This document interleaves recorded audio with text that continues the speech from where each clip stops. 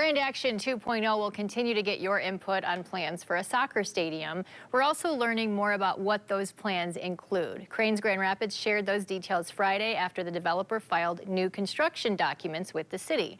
We have the managing editor, Andy Velasquez, with us now. Good morning, Andy. Good morning.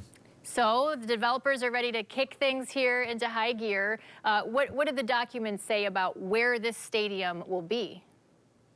Yeah, so really kind of an important step here. I think until now, the soccer stadium has been, sort of a concept and idea, but these documents really put onto paper what Grand Action has envisioned there. So, we've learned some new details about how the stadium will be sort of oriented and where exactly it'll be located.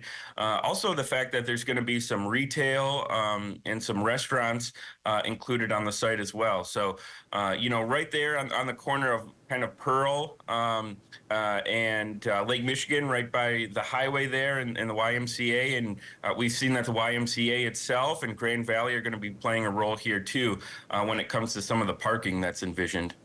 I know that was a huge concern that people have because you look at that area and it's like, okay, where are all the cars going to go? So what is their solution to that with using GVSU?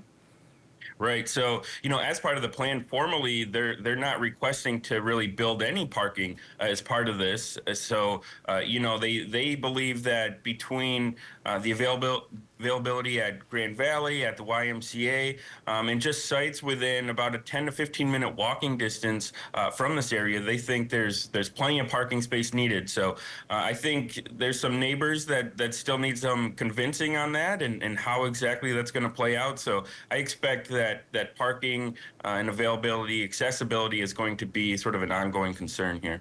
Well, now that things are moving forward, I know we'll be hearing a lot more about it. So thanks for joining us this morning, Andy. Yeah, thank you.